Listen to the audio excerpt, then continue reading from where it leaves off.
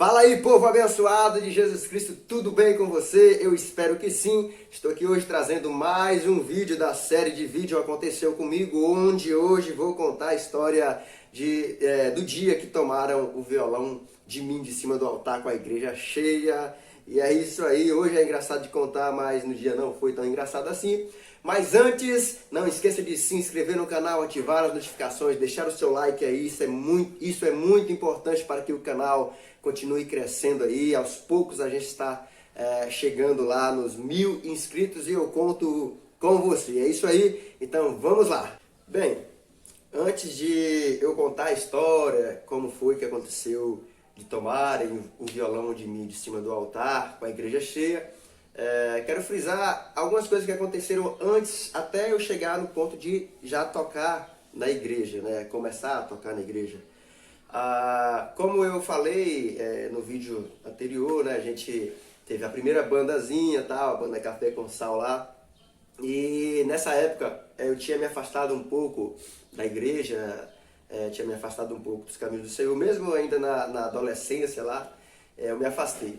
E aí eu comecei a acompanhar o meu tio para as aulas de violão dele, né? E na época ele estava aprendendo e eu gostava de ir para ver, analisar e talvez, quem sabe, aprender alguma coisa também. Apesar que não era o meu foco, né, principal ainda, mas eu gostava de acompanhá-lo. E ele aprendeu a tocar algumas canções, né? Teve até aquela famosa na época, Banco da Praça, Dormindo no Banco da Praça, não sei se esse é o título.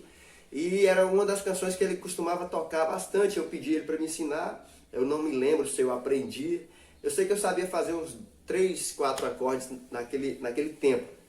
E aí, uma vez a gente passando na avenida, a gente encontra com um menininho de 9 anos de idade, 9, 10 anos de idade, estava passando com um violãozinho pequeno, e aí a gente pediu para ele o violão para a gente tocar um pouquinho, né? Porque onde a gente via violão, quando a gente está aprendendo, a gente quer pegar, a gente quer mostrar que a gente sabe e tal. E aí o menininho não entregou o violão pra gente. Aí eu e o meu tio olhou pra ele e falou: a gente vai te encontrar por aí, viu? Prometemos uma taca lá no menino. Eu tinha meus, sei lá, 12, 13 anos também. E aí, bem, passado algum tempo, volto, chega o tempo de férias, vou pra fazenda lá da minha bisavó novamente. E um certo dia iria acontecer um culto à noite, né?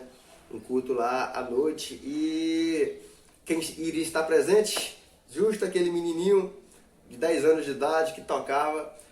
Eu lembro que eu estava numa terra vizinha, mas o meu tio, a gente chegou à noite e tal, e estava acontecendo o culto, e aquele rapazinho, aquele menininho tocando lá, tirando de ouvido, e aquilo me chamou a atenção demais, né? Os irmãos tocando, cantando, e ele acompanhando e tal, e a gente via que ele não errava muito, e era bem profissa mesmo, né, para uma criança daquela idade, tirar a música de ouvido. E eu fiquei assim impressionado, e eu falei: rapaz, eu quero aprender a tocar violão também. Esse menino aí dessa idade tira essas músicas, eu também quero aprender isso. E aí eu voltei para a igreja, voltei para os caminhos do Senhor, e aquele menininho hoje é meu melhor amigo, né, que é o Amarildo.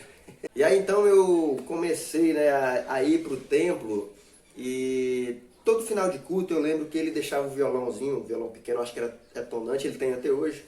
Ele deixava o violão lá na mesa, né? Não tinha altar ainda, não tinha púlpito, nada. E aí eu não sei se ele ia para casa. Eu só me lembro de ir e pegar o violão todo final de culto, né? E tentar tocar alguma coisa. Aí o pastor da época lá, da igreja do ministério, que a gente fazia parte, ele falou comigo: você quer aprender a tocar? Aí eu falei: eu quero. Vai lá na casa do Amarildo amanhã, a partir de amanhã, que ele vai te ensinar. Aí beleza, eu me empolguei, né? Chegava da escola de manhã, fazia as lições de casa e ia para casa do Amarildo, passava a tarde todinha lá. Às vezes ia lá 3 vezes no dia, tentando aprender.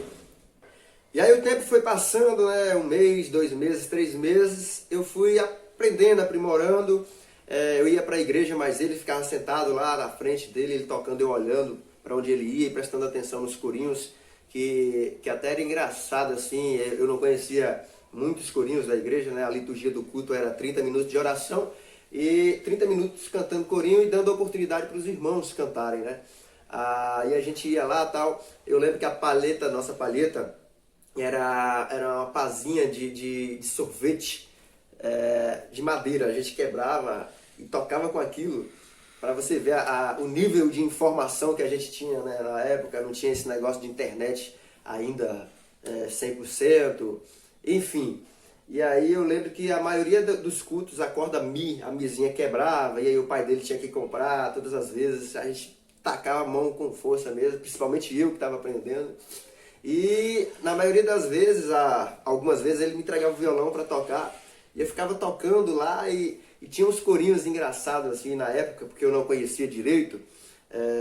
Aí tinha aquele lá no Monte Horebe, assar sardinha.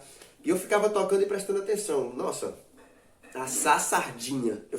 Eu pensava que era assar sardinha. Lá no Monte Horebe, assar sardinha.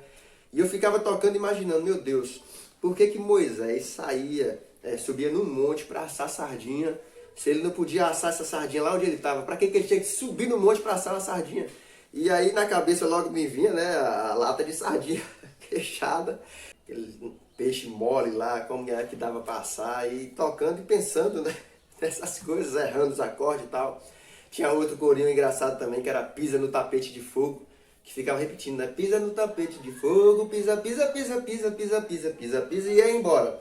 E com esse pisa, pisa aí eu ficava imaginando, né, como pessoa em sã consciência ia ficar pisando num tapete pegando fogo e tal, e outros muitos corinhos, né, o hino da harpa, solta o cabo da nau também, eu pensava que eu ficava sem entender quem era esse da nau, que não largava o cabo, enfim, eram coisas que aconteciam na cabeça de quem está aceitando a fé, quem está no início da fé, pelo menos comigo, né, foi assim. E aí eu comecei a tocar, tal, voltando lá pro assunto. E aí um determinado dia o Amarildo acho que vai pra roça, dá uma viajada, não sei. E quem ficou responsável por tocar? Eu, Thiago Oliveira. Chega no dia, a igreja, né, pequena, o templo pequeno, rapidinho enchia de gente. Encheu, e aí uma irmã, os corinhos eu mandei lá, tal, toquei bacana. E aí uma irmã que ia ministrar a palavra começou a cantar um hino diferente, né? E para a gente que está aprendendo isso é horrível, a pessoa não ensaiar e começar a cantar e tal. E eu tive que tentar acompanhar aquele hino. Eu lembro que eu peguei a harmonia lá, o acorde, né? Só que eu não consegui encaixar direito os acordes.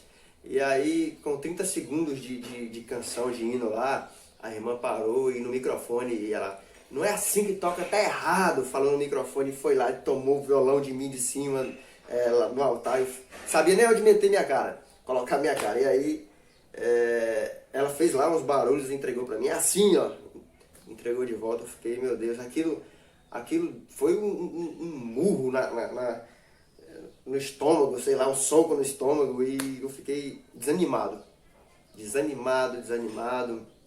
Pensei até na hora, pensei em parar, né, e deixar de lado. E não foi a única vez, né, eu lembro que ela sempre vinha com palavras negativas, só que eu sempre fui diferente. Quando alguém vem com palavras negativas ou coisa do tipo, eu uso aquilo para me dar mais ânimo e me dar mais força. Eu estou falando isso, talvez você que está me assistindo, está começando a tocar ou já toca, começando a cantar, e alguém vai chegar para você com palavras negativas, mas se isso estiver no seu coração, você tiver disposição de estudar, de ir longe nos teus estudos, de gastar, de passar horas e horas, né, buscando aquilo, tenha certeza que você vai conseguir, tá bom? Então, essa foi a história, né, de como tomaram o violão de mim de cima do altar, com a igreja cheia de gente, o pessoal ficou tudo olhando para mim. Mas passou, estamos aqui hoje, não desistimos e continuamos na luta, a estudar, a batalhar. E na hora certa as promessas do Senhor acontecem. A gente não pode desistir, tá beleza? Que Deus abençoe sua vida. Até o próximo vídeo. Aconteceu comigo. Valeu!